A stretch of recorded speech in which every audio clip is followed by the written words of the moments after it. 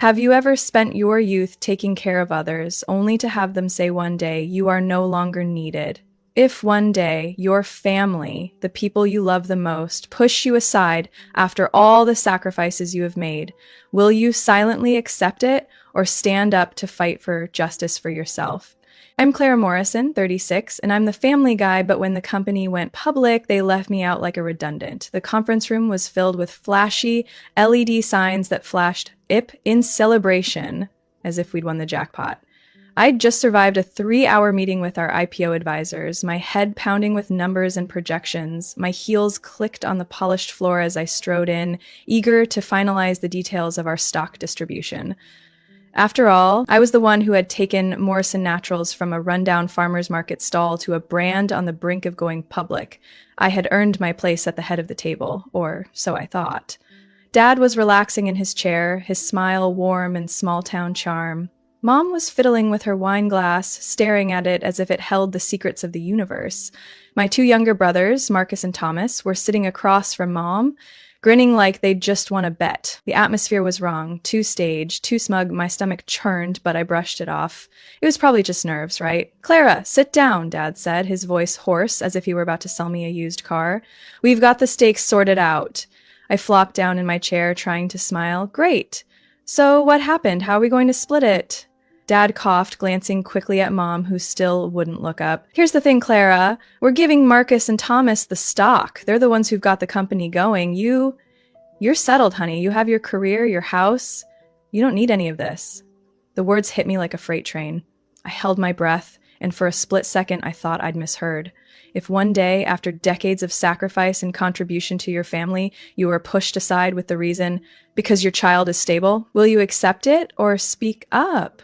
Please share your feelings in the comment section. "Wait, are you saying I'm not getting anything after all I've put into this company?" Marcus sneered, propping his feet up on the table. "Don't get carried away, Clara. You have your big city life, your cushy job. What do you need the stock for?"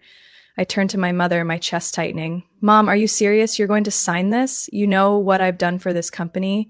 Her eyes flicked up for a half heartbeat before returning to her lap. "Clara, it's only logical. The boys need a push."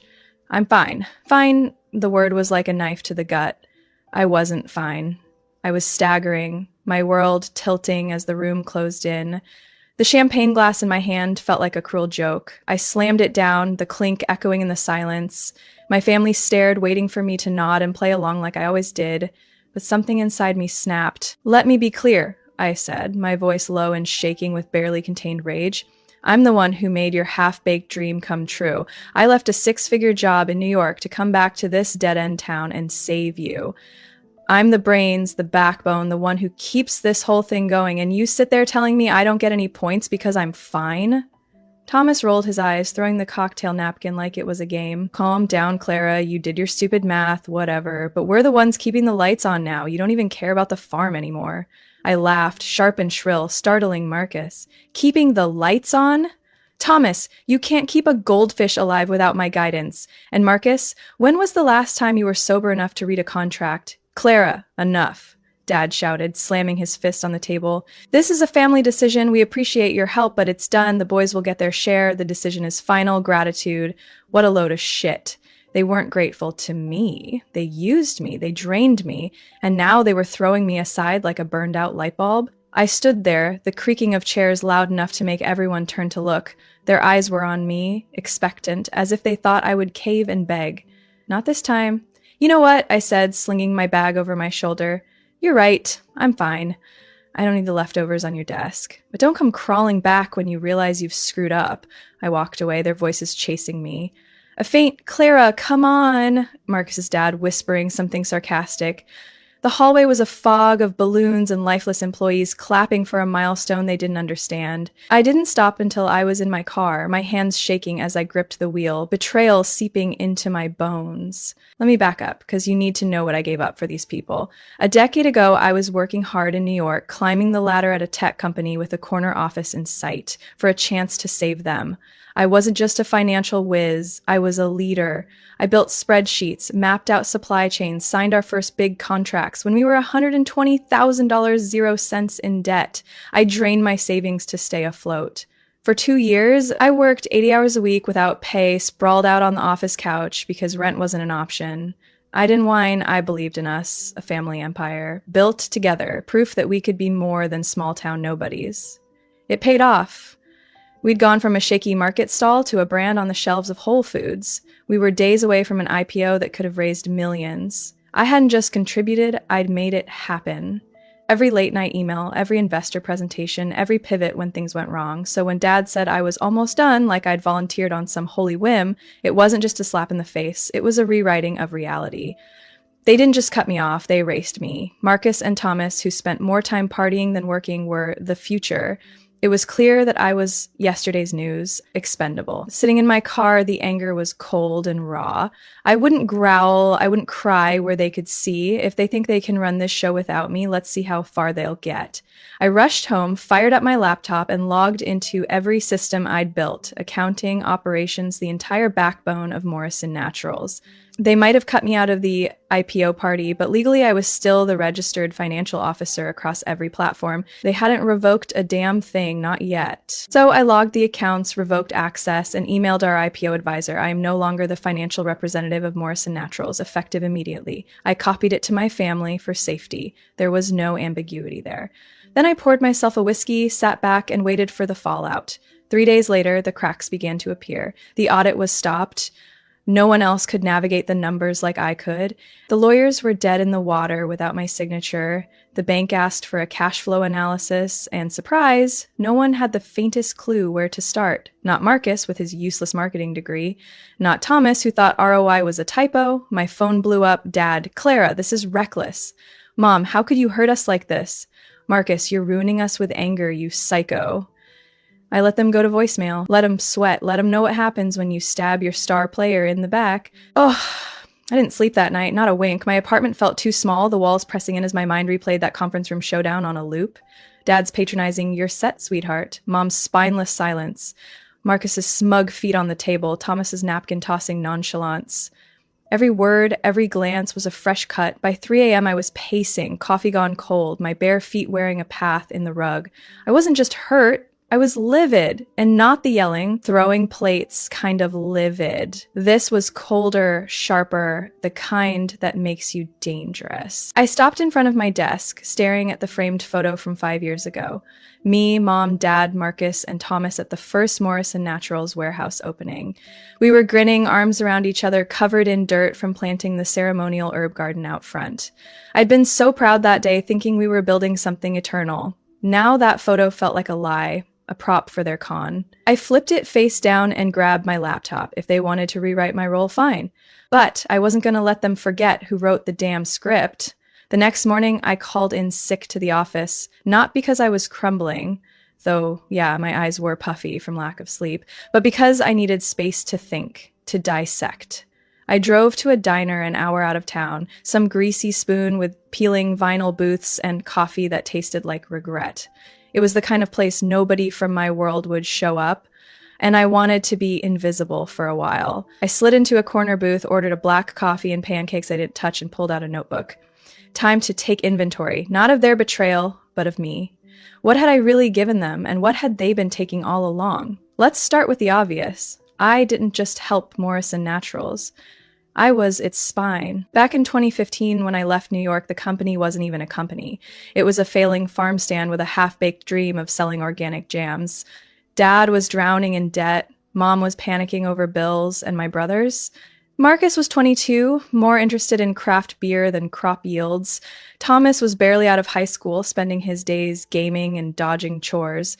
I was the one who saw potential, who turned their pipe dream into a blueprint. I wrote the business plan that got us our first loan, $50,000, 0 cents, from a local bank that only said yes because I spent weeks charming the loan officer with cash flow projections.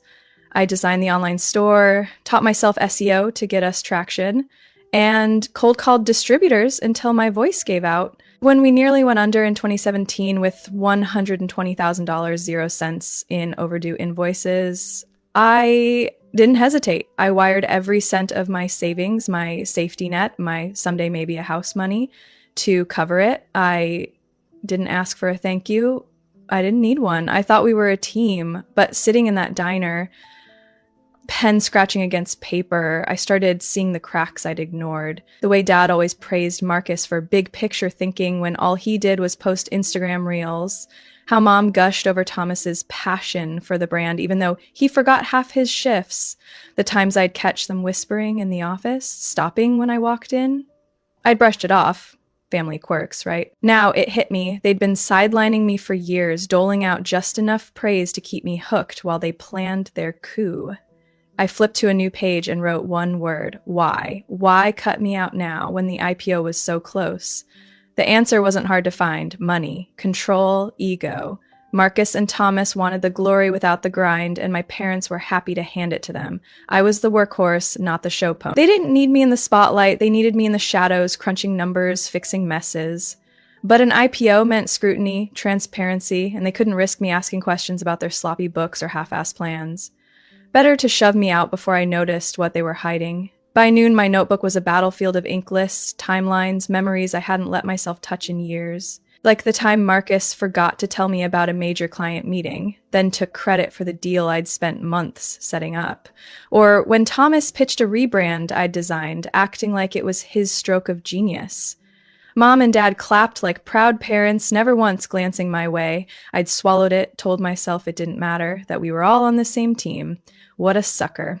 The waitress refilled my coffee, eyeing my untouched pancakes. "You okay, hun?" she asked, her voice kind but tired. I forced a smile.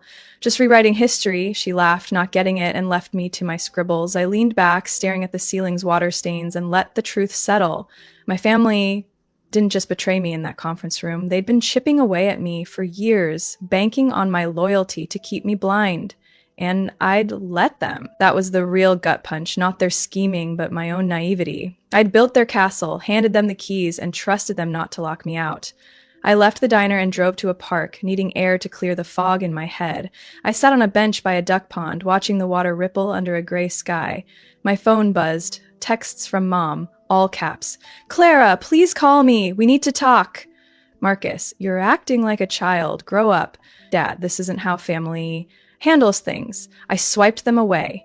They didn't get to guilt me anymore, not after they'd made it crystal clear where I stood. Instead, I opened my email and found a message from our IPO advisor, forwarded from the lawyers. They were asking for updated financials, my financials, the ones I'd spent months prepping. Apparently, Marcus had tried submitting a half-baked report and botched it so badly the auditors flagged it. I snorted. Of course he did. The guy couldn't balance a checkbook, let alone handle a multi-million-dollar valuation. That email was a spark. I didn't reply, not yet. Instead, I started digging. I still had access to the company's cloud drive, and curiosity got the better of me. I wasn't looking to sabotage, I just wanted answers. What were they hiding? Why the rush to shove me out? I skimmed folders I hadn't touched in months. Expense reports, vendor contracts, board meeting notes. Most of it was routine, but then I found a subfolder labeled private. Password protected, naturally. On a hunch, I tried Marcus's birthday. Bingo. Inside was a gold mine. Emails between Marcus and a shady consultant about streamlining ownership before the IPO, a draft agreement to transfer my signing authority to Thomas without my knowledge, and here's the kicker, a memo outlining a plan to sell off 30% of the company to a private equity firm post-IPO, with Marcus and Thomas pocketing a fat bonus for facilitating. My name wasn't mentioned once. They weren't just cutting me out of shares. They were planning to cash out and leave me with nothing but a pat on the head. I sat there, ducks quacking in the background, my blood boiling. This wasn't a spur-of-the-moment betrayal. They'd been plotting for months, maybe years, waiting for the perfect moment to pull the trigger, and I'd been too busy saving their asses to notice. I didn't cry, I didn't scream. I closed my laptop, leaned back on the bench, and laughed, a low, bitter sound that scared a nearby squirrel. They thought they were so clever, didn't they? Thought they could outsmart the sister who'd been cleaning up their messes since we were kids? Fine. If they wanted to play dirty, I'd show them how it's done. I wasn't going to beg for my place at their table. I wasn't going to sue them or throw a tantrum. No, I'd do something worse. I'd let them fail. I'd step back, cross my arms, and watch their house of cards collapse under the weight of their own incompetence. And when it did, I'd be miles away, building something new, something mine. That night, I drafted an email to the IPO advisor, keeping it professional but pointed. Due to recent changes in my role, I'm no longer able to assist with Morrison Nashville's financials. Please direct all inquiries to Marcus or Thomas. I hit send, poured another whiskey, and toasted to their inevitable crash and burn. By the end of the week, the whispers started. A friend at the office texted me, "What's going on? The auditors are freaking out." Another said Marcus had yelled at an intern for misplacing a file I used to manage.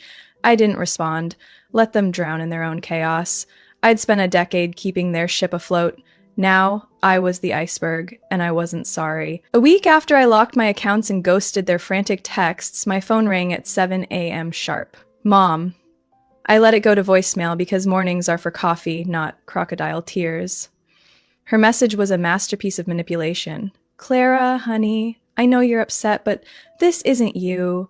You're breaking your father's heart. Call me, we can fix this." Fix what exactly? Their decision to treat me like hired help? I deleted it and went back to my espresso. By noon, she'd called 3 more times, each voicemail dripping with more guilt.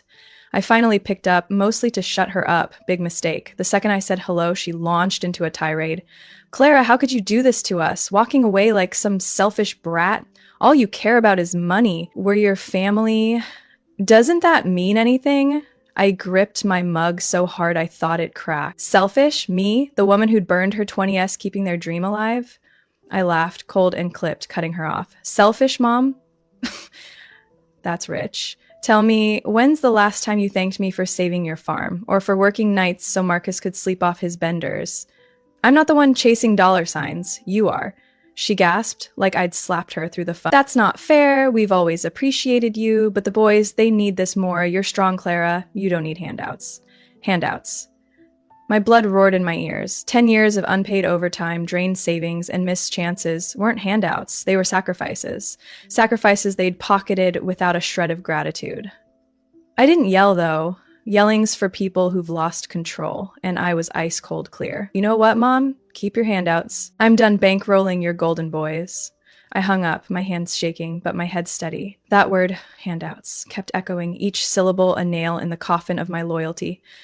They didn't see me as family, they saw me as a tool, a calculator with a pulse, useful until it wasn't. And now that I'd stopped playing along, they were scrambling to shame me back into place. That afternoon, I got a text from Marcus. No preamble, just, "Nice tantrum, Clara. What, you mad? You're not the boss anymore. Sucks to be you." I could picture him typing it, sprawled on his overpriced leather couch, smirking like he'd landed a zinger. The guy had the emotional depth of a kiddie pool, but that text? It was a match to gasoline.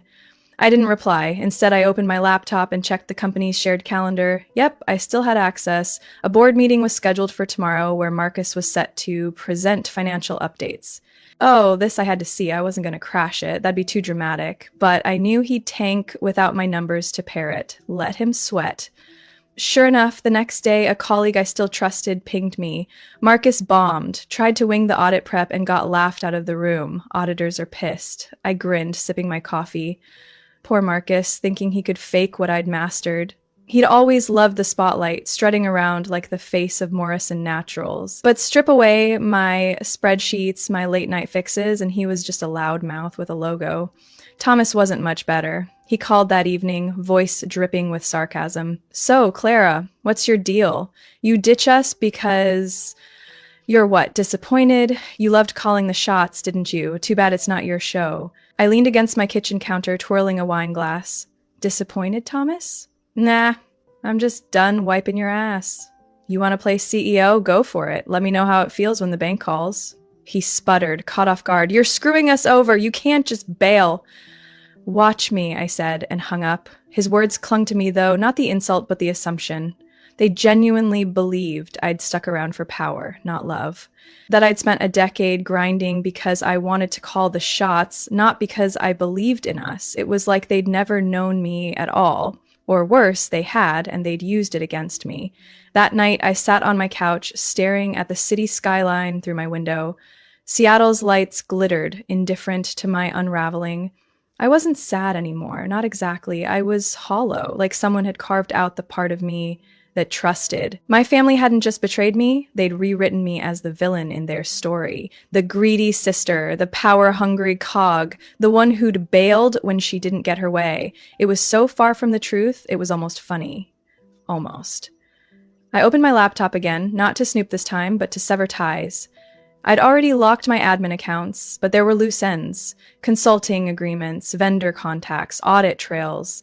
All the invisible threads I'd woven to keep Morrison Naturals running. I wasn't going to burn them, I'm not a cartoon villain, but I was done tying their knots. First, I emailed our lead auditor, as I'm no longer involved with Morrison Naturals. Please route all questions to Marcus Morrison. Then the bank. I'm stepping back from my role. Thomas Morrison is your new point of contact. I canceled my standing meetings with our IPO lawyers, citing personal reasons, and blind copied a friend at the firm to keep tabs on the fallout. Every click felt like shedding skin. Painful, but liberating. The big one was the ERP system, my baby. I'd built it from scratch, coded late at night when the office was quiet. It tracked everything, inventory, payroll, forecasts. Without it, they were flying blind. I didn't delete it, that'd be illegal, and I'm not stupid, but I changed the admin password and locked my profile. Let them figure out how to log in without me. Good luck. By the next morning, the dominoes were falling. My colleague texted again. Bank's freaking out. Nobody can access the cash flow data. Another. Thomas is yelling at IT because the system's down. Did you do something? I didn't answer. Plausible deniability is a beautiful thing. I wasn't gloating. Not exactly. Okay, maybe a little. But this wasn't revenge, it was physics. You pull the keystone, the arch collapses. I'd been their keystone for years, and they'd decided I was disposable.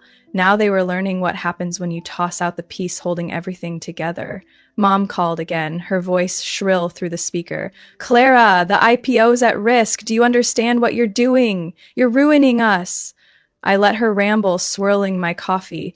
When she paused for breath, I said, Ruining you? Mom, I'm just doing what you asked. Staying out of it. You said the boys were the future. Let them shine. You're being cruel, she snapped. This isn't about them. It's about family. Funny, I shot back. I thought family meant trust. Guess I was wrong. I hung up before she could reply. Her words stung, but not like they used to. Cruel? No, I was just done being their martyr. They'd built their future on my back, and now that I'd stepped away, they were tripping over their own egos. That wasn't cruelty, it was justice. I spent the next few days tying up my own loose ends. I updated my LinkedIn, scrubbed Morrison Naturals from my bio, and started reaching out to old contacts. Not for jobs, I wasn't desperate, but for ideas. I'd spent a decade building someone else's dream. What would mine look like? A startup? Consulting? Hell, maybe I'd open a bar and never touch a spreadsheet again. The point was, I had options, and for the first time in years, they were mine to choose. Meanwhile, the family's panic escalated. Dad left a voicemail, his voice heavy. Clara, we're in trouble. The auditors won't sign off. Please just talk to us. Marcus texted, you win, okay? Fix this and we'll talk shares.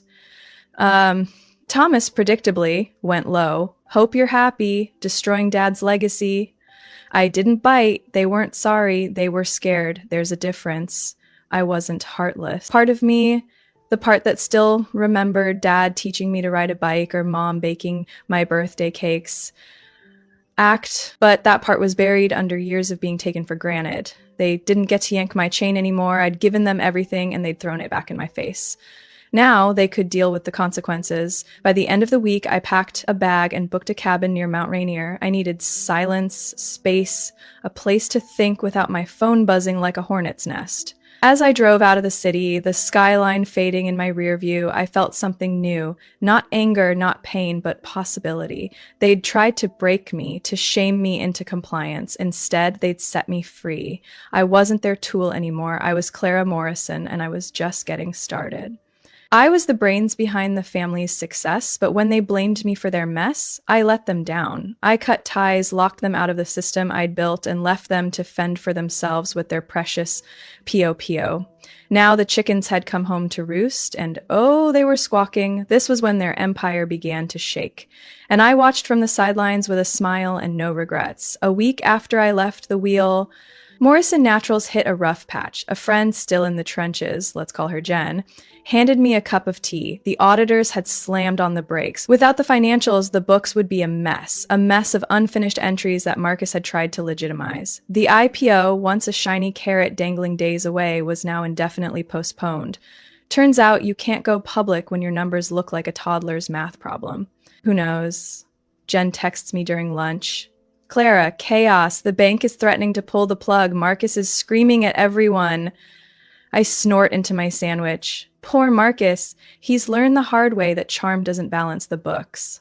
I picture him blushing, tie askew, screaming at interns for his own mistakes. It's poetic.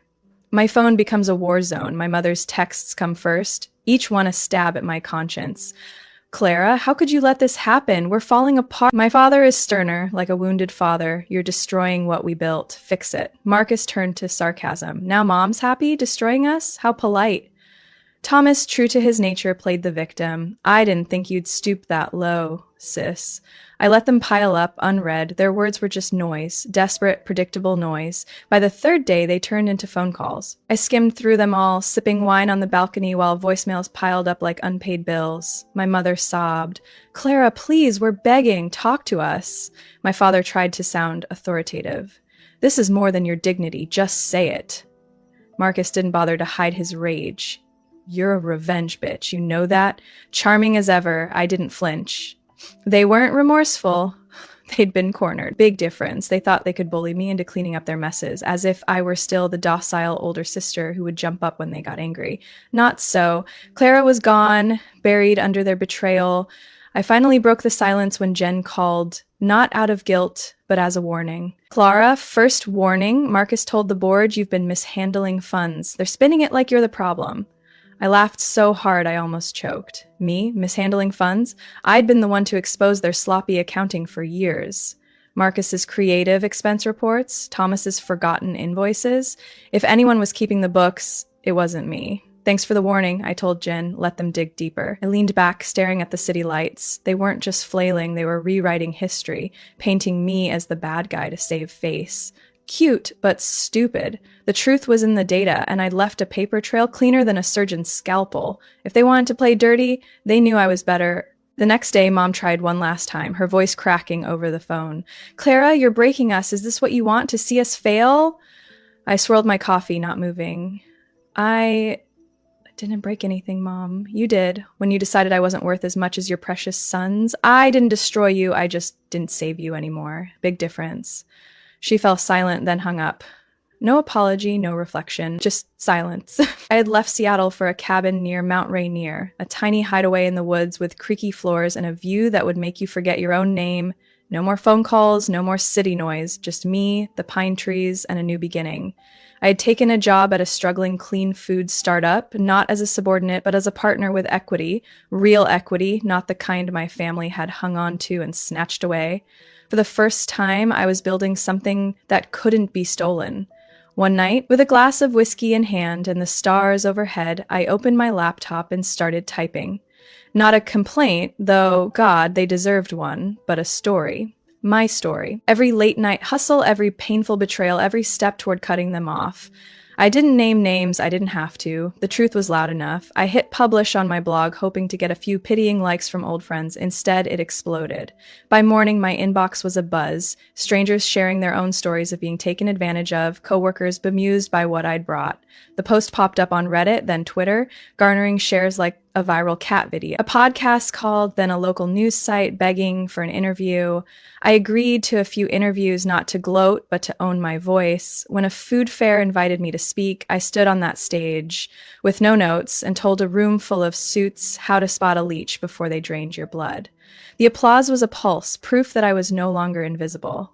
It was a crisp fall morning when Marcus's email arrived with the subject line, I'm sorry.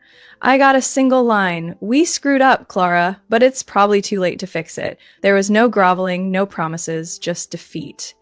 I leaned back in my chair, the cabin stove crackling nearby, and let it sink in. Marcus, the king of smugness, admitting he'd screwed up his crown? That was refreshing. I didn't respond.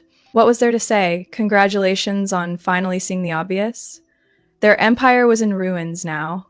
The salesmen gone, the loans called in, their names tainted in the industry. I'd heard from Jen that Dad was selling equipment to stay afloat, while Thomas had disappeared to find himself at some expensive resort. Mom predictably was playing the martyr to anyone who would listen. Their mess was no longer my circus. I closed my laptop and stepped outside into my herb garden, a patch of basil and thyme that I had planted for my startup's next big project, an organic spice blend. The air was crisp, the earth cool beneath my fingers as I pulled a weed. This thing, the dirt, the growth, the real thing, was mine. Not a dream passed down, not a family leash, but a seed I had planted and nurtured. The first batch of my brand had been pre-ordered and a national chain was sniffing around. I wasn't chasing their ghosts. I was outrunning them. If you were Clara, the girl who spent her youth building her family's dream and then one day was considered extra by her parents and siblings, what would you do? Leave a comment below, let us know. If you find this story touching, please like, share with your friends, and subscribe to the channel